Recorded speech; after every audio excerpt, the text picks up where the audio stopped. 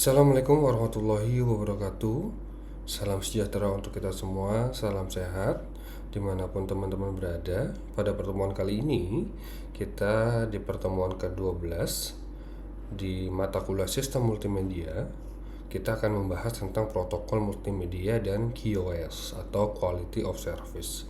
Nah, kalau kita lihat teman-teman, pada pertemuan kali ini kita harus memahami dulu beberapa istilah-istilah yang ada sebelum kita masuk ke dalam materi perkuliahan kita pada pertemuan ke-12 di mata kuliah sistem multimedia ini. Nah, sebelumnya teman-teman ada informasi yang perlu saya sampaikan terkait dengan tugas kelompok yang harus teman-teman buat nanti di pertemuan ke-14, karena tugas tersebut akan teman-teman presentasikan lewat YouTube ataupun lewat Google Drive, sehingga nanti teman-teman harus mempersiapkan materi yang akan nanti menjadi tugas kelompok teman-teman sesuai dengan apa yang sudah saya berikan di WhatsApp group. Nah, teman-teman, kita masuk ke, mudah-mudahan untuk tugas yang saya informasikan bisa dipahami dan bisa teman-teman selesaikan sampai dengan pertemuan ke-14. Oke, baik. Pada pertemuan kali ini kita akan membahas materi tentang tadi adalah protokol dan QoS (Quality of Service). Nah, pembahasannya pada pertemuan kali ini kita akan membahas QoS itu sendiri, kemudian ada protokol jaringan sistem multimedia, kemudian ada arsitektur protokol, kemudian ada yang namanya OSI dan TCP/IP, serta karakteristik dari data multimedia. Teman-teman, kalau perlu kita pahami bahwa protokol itu adalah sebuah aturan, ya, nanti kita bahas. Nah, ini adalah kita memahami konsep dulu di awal. Jadi kita harus tahu dulu apa itu jitter, apa itu loss, atau apa itu delay, apa itu throughput. Kita harus pahami itu. Misalnya kalau kita bicara jitter adalah perbedaan waktu antara waktu keberangkatan dan kedatangan. Kemudian loss adalah data yang hilang pada saat pengiriman paket data. Kemudian delay adalah keterlambatan sampainya data ke tujuan. Kemudian throughput itu adalah jumlah bit atau paket yang diterima dengan baik oleh receiver. Nah, itu glosariumnya. Kemudian kita masuk ke dalam yang namanya QoS atau Quality of Service. Quality of service ini the collective effect of the service performance which determines the degree of satisfaction of a user the service International Telecommunication Union atau ITU. Jadi kalau kita bicara QoS atau Quality of Service itu bagaimana efek yang dihasilkan dan diterima, layanan yang diterima oleh si user. Nah, ini termasuk bagaimana kepuasan dalam user itu mendapatkan service atau layanan dari project atau produk yang dijual. Nah, biasanya kalau kita lihat misalnya audio, kita berhubungan dengan multimedia, berarti ya multimedianya, audionya, bahkan atau videonya itu adalah QoS. Nah, kemudian kalau kita memahami yang berikutnya adalah protokol jaringan sistem multimedia. Pada sistem multimedia itu terdistribusi dibutuhkan protokol jaringan yang mengaturnya. Ada beberapa tipe jaringan yang perlu kita pahami. Ada yang namanya LAN atau Local Area Network, itu jaringan kecepatan tinggi pada suatu lingkungan lokal tertentu. Misalnya dari satu lab ke lab yang lain itu adalah LAN. Kemudian ada yang namanya MAN. MAN adalah Metropolitan Area Network. Itu jaringannya tinggi untuk nodes yang terdistribusi dari jarak jauh, biasanya dari satu kota ke satu kota yang lain. Misalnya in case seperti Bank BCA, ada kantor cabang di kota Tangerang, ada kantor cabang di kota Palangkaraya, ada kantor cabang di misalnya di Medan. Itu adalah menggunakan tipe jaringan atau tipe jaringan menggunakan Metropolitan Area Network. Kemudian ada yang lebih luas lagi, ada yang namanya Wide Area Network atau komunikasi untuk jarak yang sangat jauh. Contohnya adalah internet. Ini sudah mencakup global, artinya wide area network ini sudah mencakup keseluruhan dunia dan contoh aplikasinya adalah internet. Kemudian ada yang namanya wireless network, peralatan end user untuk mengakses jaringan yang menggunakan transmisi radio pendek atau sedang. Jadi wireless network ini ya mungkin teman-teman sudah pernah melihat WiFi, kemudian Bluetooth, kemudian dulu pada eranya itu ada yang namanya infrared. Itu adalah wireless network yang kalau kita lihat itu adalah dari dua suku kata, ada wire dan less. Wire itu kabel, less itu tanpa, jadi tanpa kabel. Nah, di dalam suatu jaringan sebenarnya itu ada dua konsep, ada yang namanya wired, ada yang namanya wireless. Wired itu pasti masih membutuhkan kabel dalam penghubungan atau konektivitasnya. Kemudian kalau kita bicara yang namanya wireless itu sudah tidak menggunakan kabel dalam pengkoneksiannya atau menghubungkan ke dalam satu jaringan satu dengan jaringan yang lain. Itu sudah tidak menggunakan kabel. Itu wireless dan wired connection. Kemudian kalau kita lihat protokol adalah persetujuan tentang bagaimana komunikasi diproses antara dua node. So, dari satu jaringan ke jaringan yang lain itu pasti harus ada komunikasinya atau ada persetujuannya. Sehingga di dalam melihat sebuah protokol jaringan yang ada itu tidak terjadi misalnya datanya hilang atau datanya yang dikirim tidak sesuai, itu kita harus perhatikan. Kemudian, protokol jaringan paling umum digunakan sekarang ini adalah protokol jaringan berbasis IP atau berbasis dengan internet protokol. Kenapa? Karena kita lihat potensi dari jaringan yang mungkin biasanya kita mengenal LAN, MAN, WAN, itu sudah saat ini sudah hampir tergantikan dengan adanya wide connection dengan menggunakan internet. Nah, itu teman-teman. Kemudian kita memahami yang berikutnya adalah arsitektur dari yang namanya layer protokol. Layer protokol ini ada layer pertama misalnya. Ini protokolnya ini menggunakan yang namanya FTP, File Transfer Protocol, kemudian ada yang namanya TCP, kemudian ini ada yang namanya IP. Nah, tiap layer menerapkan suatu protokol tertentu atau PN, kemudian data pada tiap layer diformat sesuai dengan PN-nya. PN-nya apa? Service-nya apa? Kemudian layer N, suatu node akan berkomunikasi dengan layer N dengan node lainnya. Layer N ini kan berkomunikasi nih. Ya kan? Ini berkomunikasi. Nah, antar layar saling terinterkoneksi dengan menggunakan end service. Cuman end service-nya ini. Nah, ini end service-nya. Jadi, setiap layar ini saling terkoneksi satu dengan yang lain. Ini koneksi. Kemudian arsitektur node A dan node B harus memiliki arsitektur yang sama. Ini misalnya ini node A. Kemudian ini adalah node B. Nah, ini harus memiliki arsitektur yang sama. Layer N1, layer N, kemudian layer min N1 itu adalah arsitekturnya.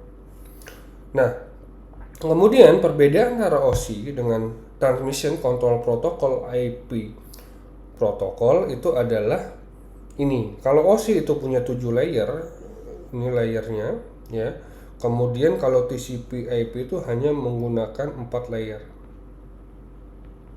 4 layer, kemudian kalau COC itu ada 7 layer. Kalau anak-anak lulusan TKJ sudah paham tentang OSI layer. Ada yang namanya physical network, data link, kemudian ada network, kemudian ada transport, ada session, ada presentation, ada application. Kalau di dalam TCP itu ada yang namanya host to network, kemudian ada network, transport, dan application.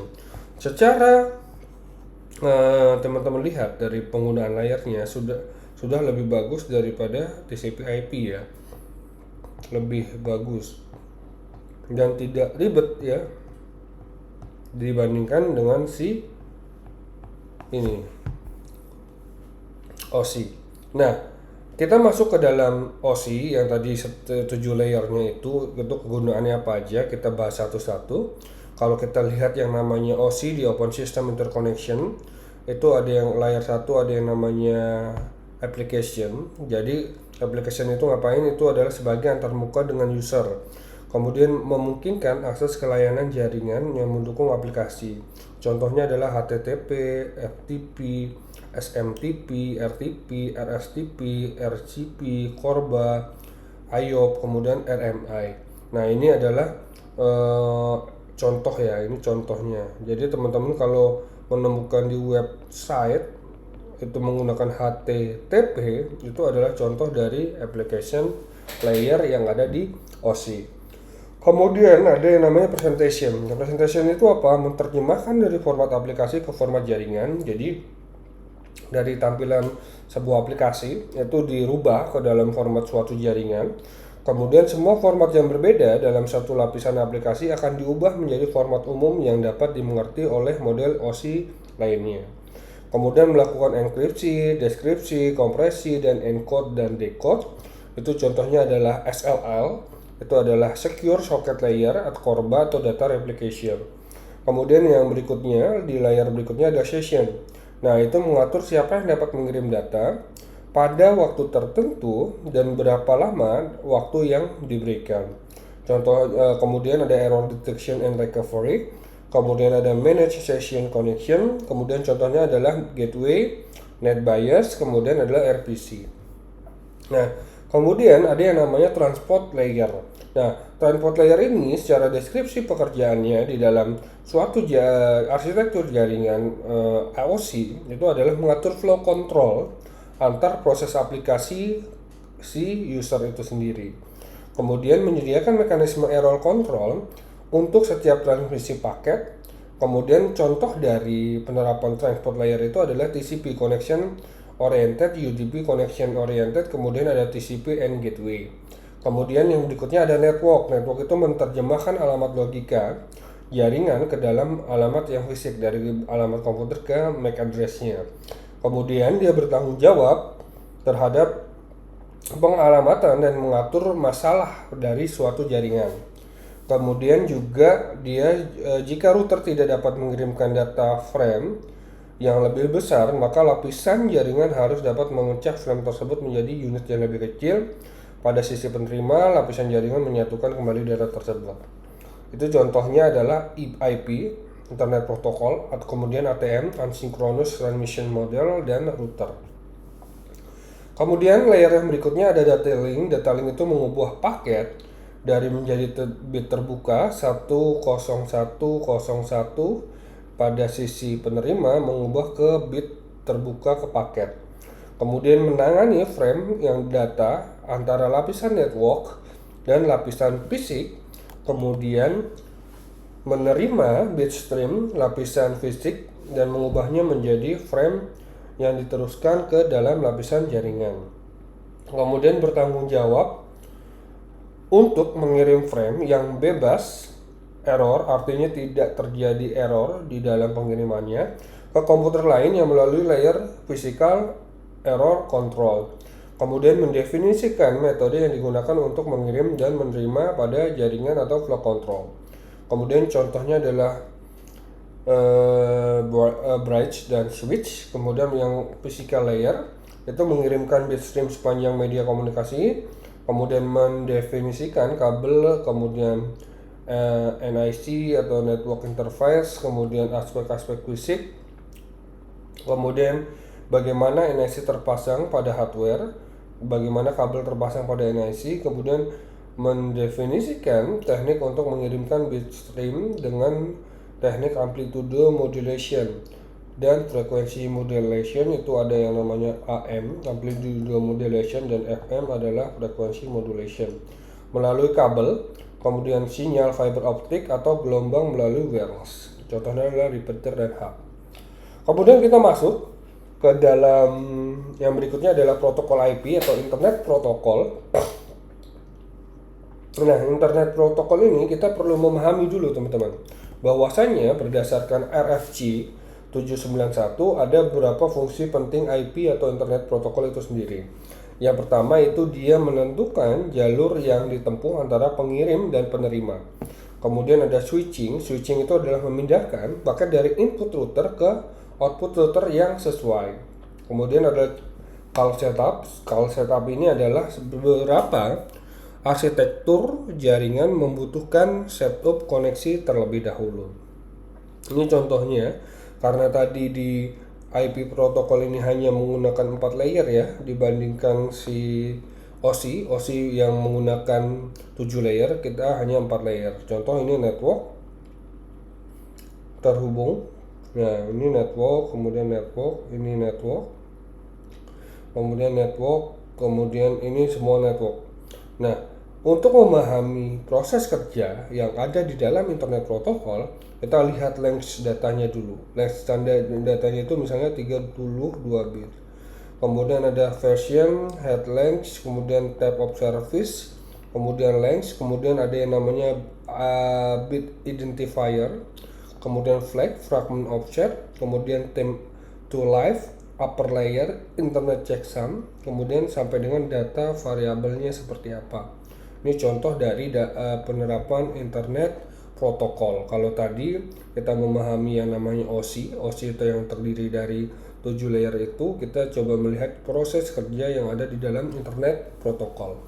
Kemudian kita juga harus memahami ada IP version 4 dan IP version 6. Nah, kita masuk ke IP version 4 dulu. Itu dimulai di tahun 1982 menggunakan panjang alamat 32 bit yang dibagi menjadi 4 komponen. Sedangkan IP versi 6 itu 128 bit. Pengalamatan IP versi 4 itu tahun 94 dibagi menjadi 5 kelas. Ada kelas A, B, C, dan D. Nah, ini jadi dalam pengalamatan ya, ini digunakan di dalam pengalamatan. Kita mengenal yang namanya kelas. Kelas IP itu terbagi menjadi 5. Nah, ini yang jarang sekali kita gunakan. Kelas D dan kelas E. Biasanya yang umumnya itu digunakan adalah kelas A, B, dan C.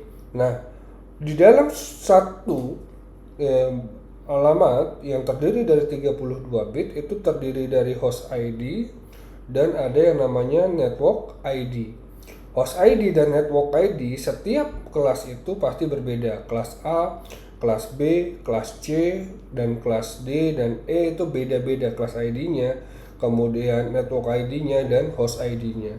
Nah, range-nya itu masing-masing juga berbeda. Misalnya dari 1 sampai 127 itu adalah kelas A. Kemudian kelas B 128 sampai 191 itu adalah kelas B. 192 sampai 233 itu adalah kelasnya kelas C. Nah, setelah itu adalah 244 sampai dengan 239 itu adalah punyanya kelas D. Kemudian 240 sampai 255 itu adalah punyanya kelas E. Itu range-nya. Jadi setiap IP untuk kelas A, B, C itu harus punya net ID dan host ID. Panjangnya itu adalah 32 bit ya, panjang IP. Kemudian punya range-nya itu IP itu dapat digunakan dari sequence angka 1 sampai berapa. Ini sudah ada. Dan pengalamat ini dibagi menjadi 5 akses atau 5 kelas seperti itu. Itu untuk IP version 4.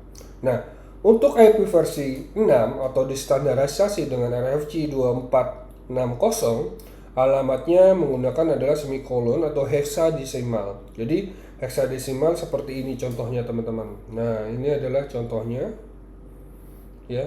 Ini secara hexadesimal.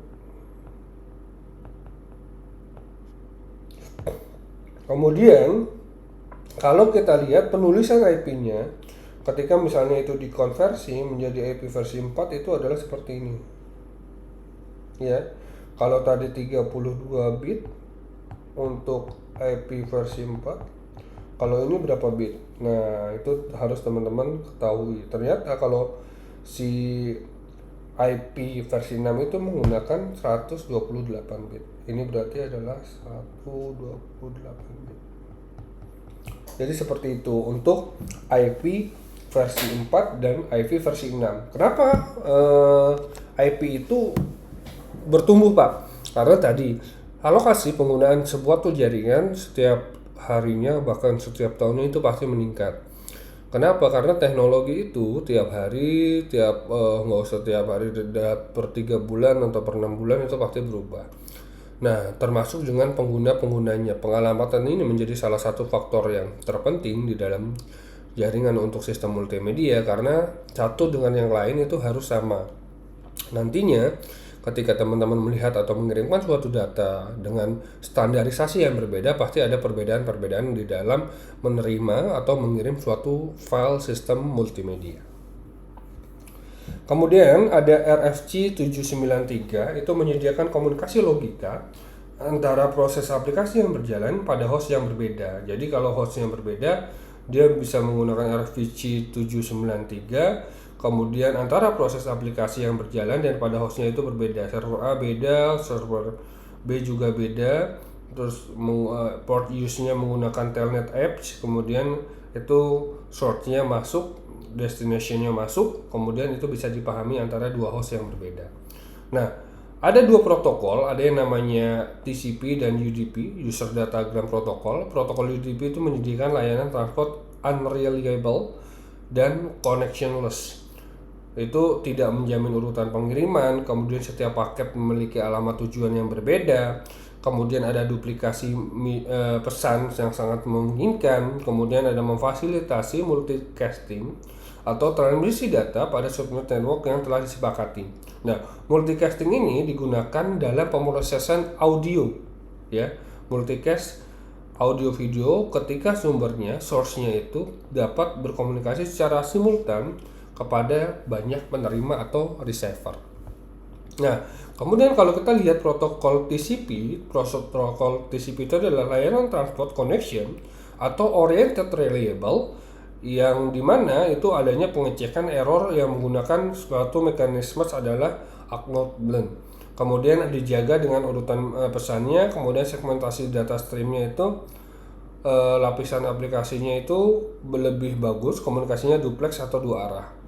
Ya, ada simplex, duplex, ada full duplex, itu komunikasi. Nah, kemudian untuk protokol itu, kenapa kita harus perlu memahami protokol? Takutnya dan dalam implementasinya ada protokol yang tidak cocok di dalam protokol multimedia. Nah, TCP akan menghentikan pengiriman data ketika ada kemacetan atau trafficnya panjang di dalam pengiriman data. Kemudian tidak real time, kemudian terjadi timbal balik dari penerima ke pengirim jika pengiriman sukses. Pada multimedia tidak dapat diperlukan error koreksi. TCP atau melakukan retransmission dapat menyebabkan jitter tadi kan perbedaan waktu antara waktu keberangkatan dan kedatangan, itu membuat hal itu menjadi berbeda ketika kita menggunakan protokol itu. Kemudian yang berikutnya ada protokol HTTP. The most popular protocol pada RFC 2616, HTTP didefinisikan sebagai the Hypertext Transfer Protocol is an application level protocol for distribute, collaborative, kemudian hypermedia dan information system. Jadi HTTP ini adalah sebuah aplikasi level protokol yang digunakan secara langsung untuk mendistribusikan, kolaborasi, kemudian mengirimkan hypermedia, informasi sistem yang lebih bagus dibandingkan protokol-protokol sebelumnya. Nah, kemudian kita harus perlu memahami yang namanya karakteristik dari multimedia atau data, ya. Difokuskan ke dalam continuous media atau video dan audio. Memiliki karakteristik adalah voluminous atau membutuhkan data rate tinggi dan berukuran besar. Kemudian ada real time and interactive, itu membutuhkan low delay dan membutuhkan sinkronisasi yang interaktif. Kenapa dibutuhkan low delay? Karena tadi interaktifnya ini dan real time-nya ini. Kemudian kalau kita melihat real time dan interaktif, pasti mempengaruhi yang namanya voluminous atau membutuhkan rate data yang tinggi. Jadi kita harus menjaga itu. Kemudian multimedia dan internet atau kita melihat ada yang namanya MIME atau multipurpose internet mail extension, digunakan untuk mendeteksi file multimedia di internet. Itu ada yang namanya HTML, kemudian ada image GIF, image JPEG, kemudian image PNG, kemudian ada video impact, video QuickTime, kemudian audio ada basic, ada audio WAV, kemudian ada application menggunakan MS Word, kemudian Octext Stream, itu adalah multimedia dan internet. Nah, saat browser menjumpai memtype, itu browser melakukan salah satu hal. Misalnya mengirimkan file yang bukunya ke dalam program aplikasi yang telah diasosiasikan. Berarti kalau PDF masuknya ke aplikasi misalnya Adobe PDF. Kemudian Word masuknya ke MS Word. Kemudian mengizinkan user menyimpan ke dalam disk. Jadi setelah kita buka, otomatis itu masuk ke dalam, misalnya kalau di Windows adalah file download. Kemudian menanyakan pada user aplikasi yang akan digunakan untuk membuka file tersebut. Kemudian mengizinkan user membatalkan transfer file ketika kita tidak menginginkan mendownload dari file tersebut. Kemudian kita masuk ke dalam multimedia streaming. Nah, multimedia streaming ini adalah streaming media, ya, suatu teknologi yang mampu mengirimkan file audio, file digital secara real time ke dalam jaringan komputer. Yaitu ada VCR, kamera, kemudian di decode, media servernya, web servernya masuk ke klien. Jadi ini dari sisi pembuat, ini dari sisi klien. Ini kita dari sini.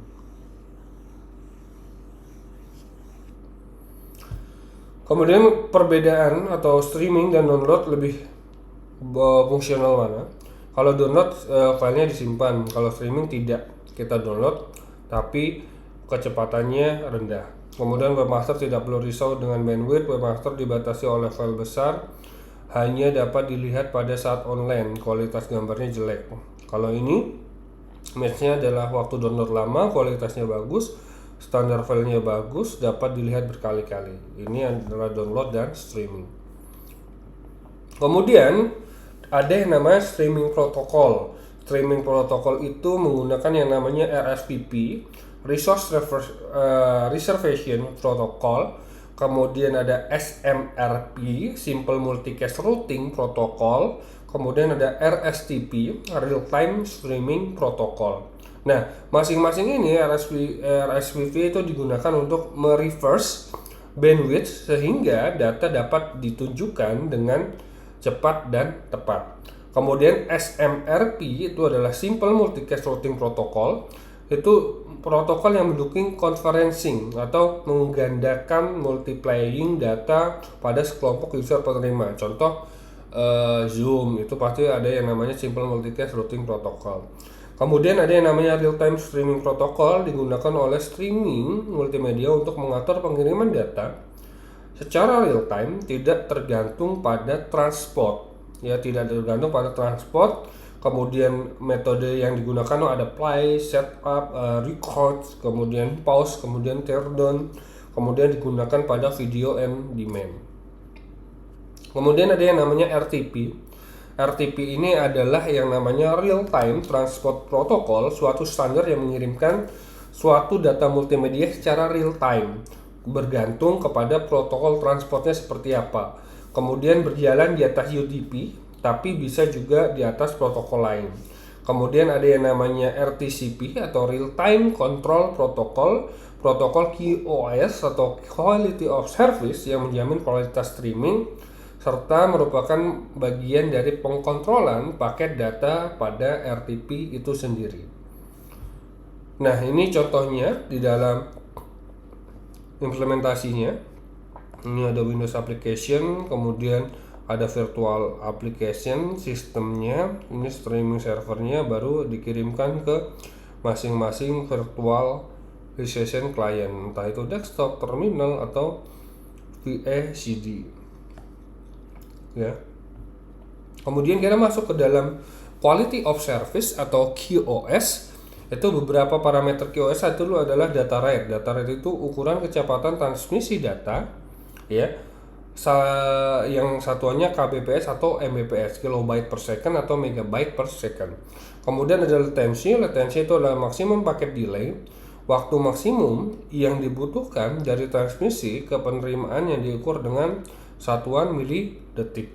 Kemudian ada data voice communication, itu adalah misalnya 60 kurang dari 50 milisecond.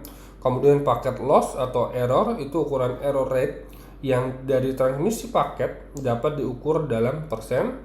Kemudian ada paket hilang atau bit loss yang biasanya dikarenakan buffer yang terbatas, urutan paket yang salah termasuk dalam error rate. Kemudian paket loss, frame dari transmitter dikurang dengan frame dari receiver. Jitter adalah ukuran delay penerimaan paket yang melambangkan smoothness dari audio atau video playback. Kualitas video. Nah, kalau kualitas video itu tidak bisa ditetapkan secara pasti karena persepsi user itu berbeda-beda. Pada umumnya pengaruh dari faktor kualitas video ini itu ada yang namanya frame rate, kemudian ada image quality, kemudian ada brightness, frame loss, dan warna. Perbandingan kualitas image dengan frame rate itu semakin baik kualitas image, biasanya frame rate-nya itu semakin jelek. Ya, ini frame rate, kemudian ini adalah kualitas gambarnya. Nah, ini adalah kualitas gambar yang perlu kita ketahui. Di dalam kualitas video ada Blu-ray, HD, ada MXD, BR-RIP, dan DVD-RIP. Dan umumnya mungkin teman-teman sudah memahami ini. Blu-ray itu apa, kemudian MHD itu apa, BR-RIP itu apa, DVD-RIP itu apa. Nah, ini ukuran resolusinya, ya, ini resolusinya. Kemudian yang paling umum yang kita lihat kalau nonton film ya kualitasnya Blu-ray karena kualitasnya lebih bagus dibandingkan yang bawahnya. Itu adalah resolusi ya di dalam menentukan kualitas video yang ada.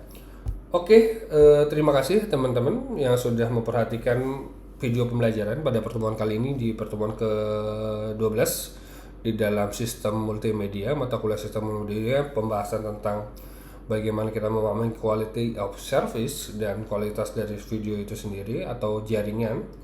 Kemudian jangan lupa teman-teman untuk tugasnya dikerjakan, dan nanti di pertemuan ke-14 saya akan minta teman-teman menyerahkan video atau link video yang sudah teman-teman kerjakan lewat tugas tersebut. Terima kasih banyak teman-teman. Salam sehat semua, selamat menjalankan aktivitas. Saya tutup perkuliahannya. Selamat siang. Kemudian wassalamualaikum warahmatullahi wabarakatuh. Terima kasih semua.